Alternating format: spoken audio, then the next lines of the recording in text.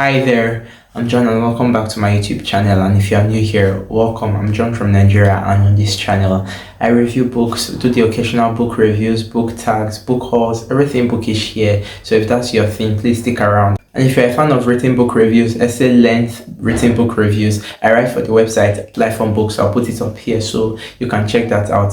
Some of my pieces are on there. Also, just before I move on, I would love to ask for a bit of aid and help. My rent for where I live, it's currently expired, and I'm currently unemployed. I write, but it does not really do much for me at the moment, and so I'm seeking any aid I can get to get it paid before the end of the month, because that's the deadline for me, even though it's expired. And yeah, if you can aid in any way, I have $100 goal, $100 left. I've already received some aid from some friends, but I'm not at where I need to be yet. So if you can aid in any way, I would really appreciate it. If you can just reach to me in the comments, and I'll tell you the best way to get it to me. Thank you very much.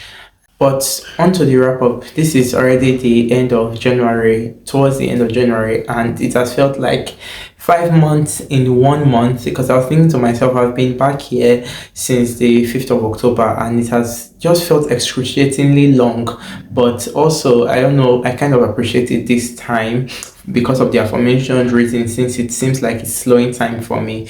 But yeah, this is my December wrap up. I read 4 books in December, and I will try not to be too long here today, so let's just get into it. The first book I finished was Anna Karenina by Leo Tolstoy. I know my copy does not look the best, both back, both front, it's taped and everything, because it fell apart in the 5 months when I spent with it. So yeah, I finished this, really liked it. It made my top 10 of last year, so you can check that video out if you have not. And yes, I would be making a separate video for this book, so I'm not going to be talking about it today, just to save us the time and to anticipate that video. Thank you.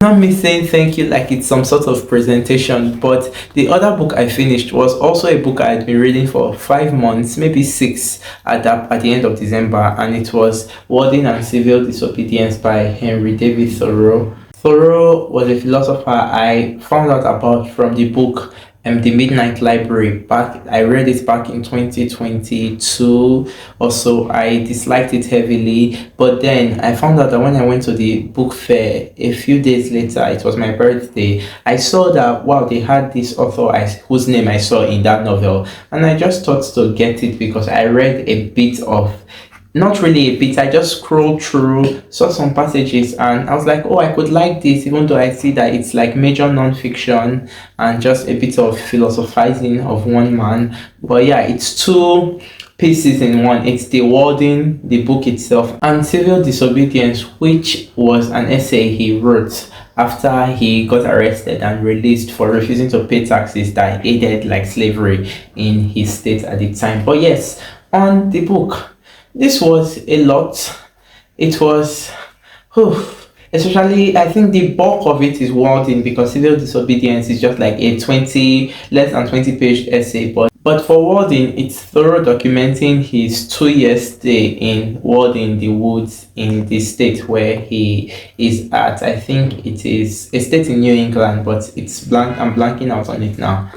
Yes, it's in Concord, Massachusetts. I think that's how you say it. But yes, he built a cabin, in the Wording Pond in that state, and he decides to live there for a year. It's really just like a detached from the world type of experiment, and so it's just him documenting his time and his stay in that place, and it's a series of like essays around like the people he meets there. And I think the best essay from that portion of the book is Economy, the very first one, which is the longest one. It's about 60 pages, and it's Thoreau essentially just like shouting at humanity and the world in that time. I think this was like the 1840s. And it talks about everything from like how people spent money then, and the excessive spending of money on things like housing. And he was comparing it to like if he could live in this little house that he built with his own hands, and then you saw people spending their life savings, the money they did not even have to get mortgages on houses. And then he spoke on things like clothing and how there was never really anything bad in wearing a cloth over and over again, but really just analyzing that time in his state. But really it was just really a large commentary, a critique on America, you can tell, and just the way they lived. And it's really Thoreau just advocating for simple living in that essay, because then he decided to go off into the middle of the woods alone and just to retreat into himself. And it was really a connecting with nature kind of situation. And so if he could do that, and he was advocating for how much people could live better and could enjoy their lives more with simple living than giving their all to things like expensive houses, expensive clothing, spending excessively, and it was not doing much for them at the time. So that was probably the best essay in the whole of that wording for me, because the rest of it, after a while, the language is also very old, and so it's not like the new American English, so it took a while to settle into. I thought it was going to be difficult to read because it was a philosopher's work, and it was difficult to read, but not for the reason I thought it was. It was not a comprehension thing, it was rather a, I don't know, there was just this tediousness to the language that was not easy for me to always crack at. And then while I could comprehend, the major gripe I had with the whole wording essay, I felt that there were many long-winded, self-indulgent essays inside here, and but not really the essays. Sometimes it was just rather the parts of the essays, because then it is really a man telling us how fascinated he is by nature, and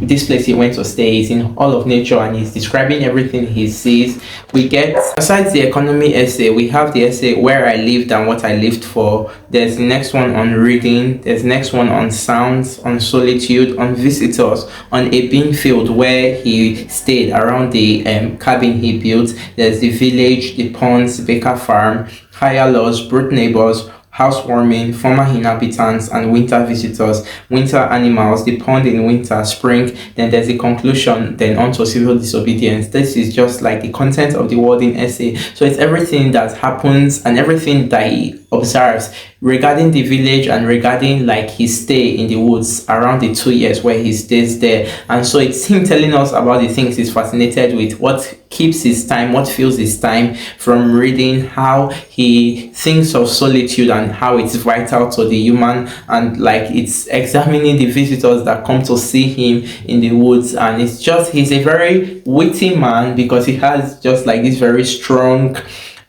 principles, but not just principles, just very strong opinions on life and on living and on how to live and be in the world. And he's very set on like what he chooses to, it's very set on like his own opinions on the world, and it's really like he cannot see the essence of all the extravagance of that time. And really you would think it's so extravagant, and I was like reading it and saying that he would hate this generation so much, because it's like we have gone so far past that time. And yeah, some of these essays were really fun in just like seeing his fascination with the woods he was in, and you can tell he loves nature.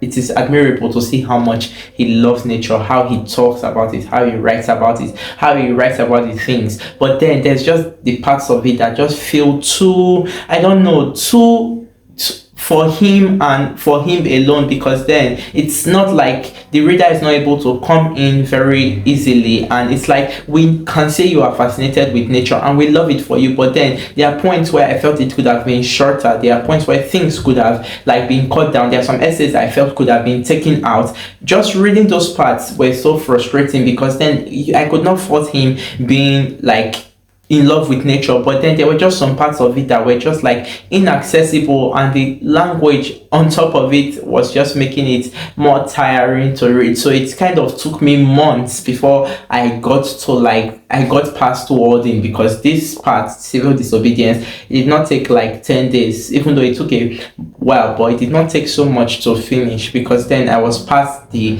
bulk of the book, which is wording. And I read in the introduction. I did not read all of the introduction, but I scanned through it because it's so long. It's an excessively long introduction, and we know how I feel about that. But I saw that it did not sell very well when it was first published. That's wording itself. The book did not sell very well. Like, critics found it mixed, and I can see why, because of all the excesses that show in the writing and its fascination. Like I said, you cannot fault fascination, but then in book, I just wonder if like things could have not been cut down to better get his point across. And like, we still get that he loves nature and we love what he loves for him, but then it was just too taxing to read, and too tiring, and too draining at some points. But then there were the very beautiful passages, there were his very beautiful observations. You love his eye in nature, you admire his eye in nature, you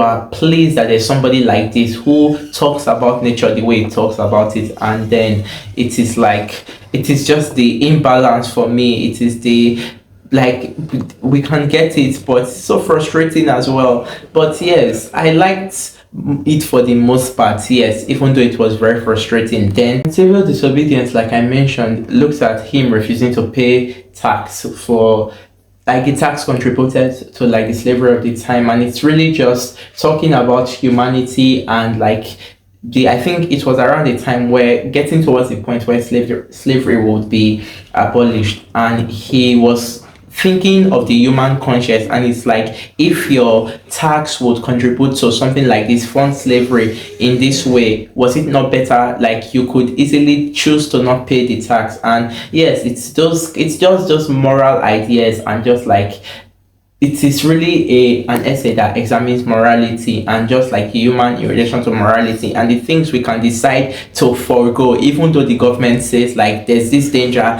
against not paying the tax. But then it's like, where is our humanity? Why not consider the more human side? And like, the government says there's this danger, but then even though that is the cost, then I choose to do the right thing regardless of the cost. So it was very interesting one as well. And yeah, overall, I think I was okay with it. It's my first philosopher I've read, so I don't know how and this feels like, this did not even feel like heavy philosophy, or even like philosophy really. So then I wonder how like heavy philosophy is going to feel. But yeah, I gave it 3 stars. And yeah, if you are a fan of philosophy, I guess, and nature writing, please check it out.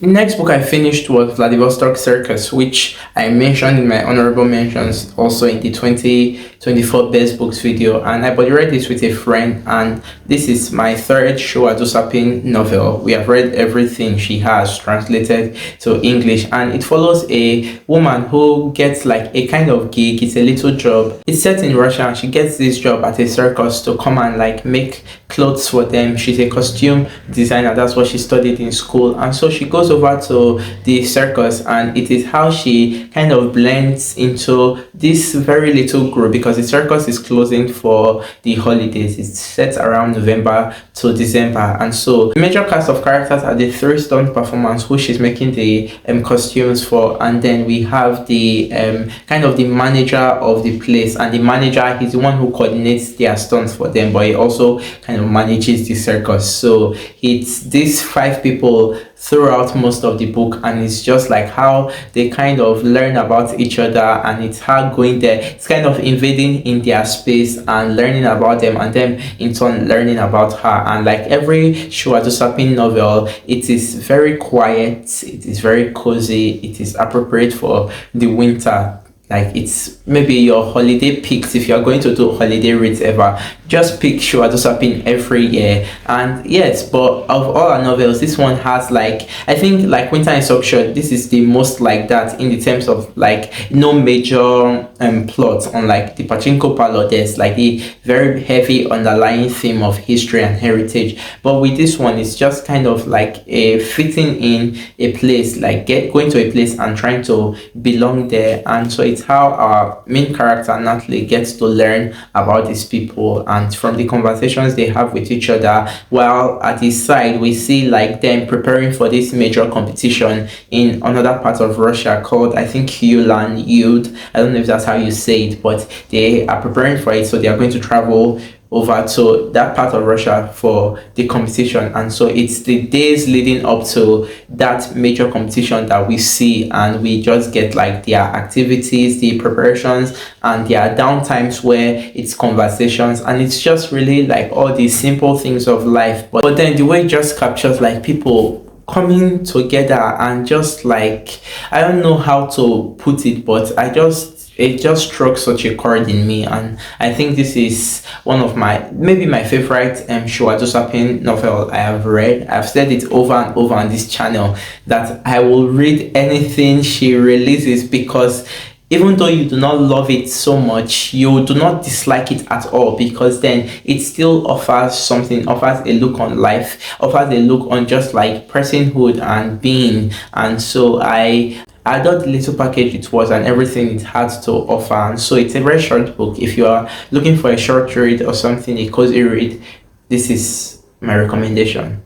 And the final book I finished in December, I finished it on the last day of the year. I literally finished it before I had to go to church that night, and it's The Anthropologist by Aishigo Savage. I don't know if that's how you say her name, so I'm sorry. But yes, I read this, and it's so funny that this ended up on two of my booktube faves year-end list, and I decided to read it when it came out because I think Modern Ajumayena compared it to Sigrid Nunez's writing, so I found it was very short and decided to check it out. And yes, it took me over a month because I was just being too slow with it, but essentially it's really a book where nothing happens, and it follows two couples in a foreign city. They are not from the city, but they moved there after college, and I think they are married, and so we just follow them in their everyday life. It's really a book that looks at everyday life, and they do not really have much going on in their lives. It's really kind of, I want to say the main character, but also it kind of looks at them as a collective, because there's this we adapted in the writing, like the we pronoun adapted rather than I. But yes, we mostly see that it's the wife, Asia, who narrates for the husband. But while she's doing the narrating, it feels like it's about the two of their lives. And a little segue is that it reminds me kind of Things, a Story of the 60s by George Perec, which I've mentioned on here, that looks at a couple in as one entity throughout the novel. And this kind of reminded me of that, in that we are seeing both of their lives. They do not have different lives. I want to say they have different lives, but that's not true. They kind of are one entity, in that they like the same things, they do the same things. The only thing that you can say distincts them is that they have separate jobs. The husband does like charity work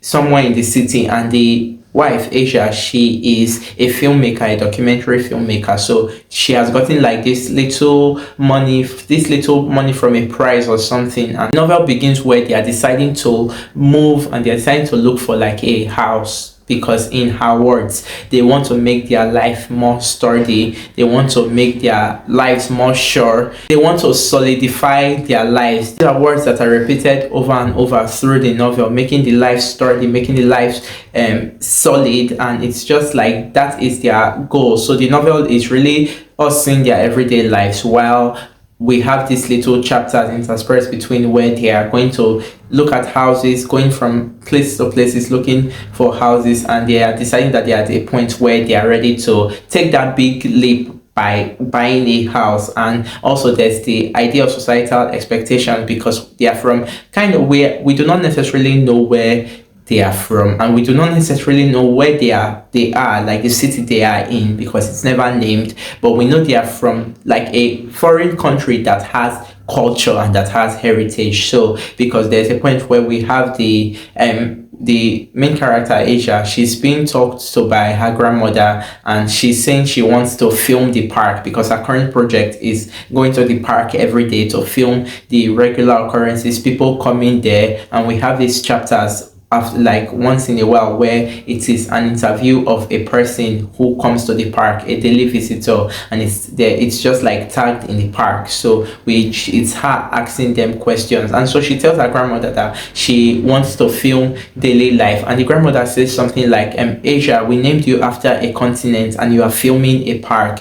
But her, it's all about like the everyday. It's what she is fascinated with, and it's just really it's really a book that does not have direction, but then it's just, you enjoy just going along with the characters, and it's kind of, they're not living a like extraordinary life, but there's this like uncommon nature to it, because it's just how similar both couples are to each other, and how they kind of have this, their life is comprised of just maybe Asia going to the park filming, the husband going to work, and every day they are having dinners, they are having these meetups with friends. That what fascinated me was that you expect that you can kind of peep that they are maybe in their late 20s to their 30s, because it just gives off that vibes throughout the novel. And so you wonder how, like, it's not that married people do not have friends, but like I've not seen it a case where it's like married people have this specific friend where they do,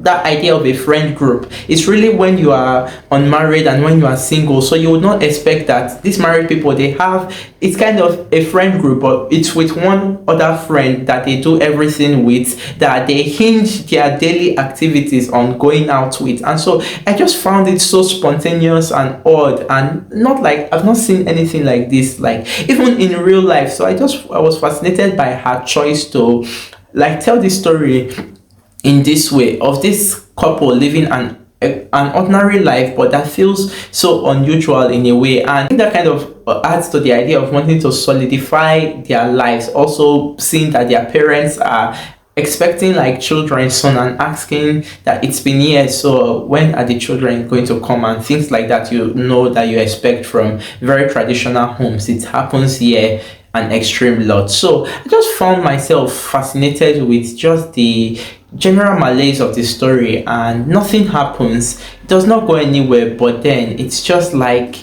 simple living, captures daily life and simple living so well, but especially in the life of a couple. And I found that when I finished it, I was okay with it. I was not blown away on it or anything, but I found myself thinking about it days after. It kind of lingers with you, just the very ordinary, I don't know, it just kind of sits with you. And yeah, I just found myself thinking of it, but I'm currently writing a review on it, so maybe I'll share that when it's put up. But yeah, these were all the books I finished in December, and I liked all of them. I think I liked all of them a fair amount. So please, if you enjoyed this video, like, comment, share, and please subscribe. I'll definitely try to be more consistent with my output, but until then, I'll see you in the next one.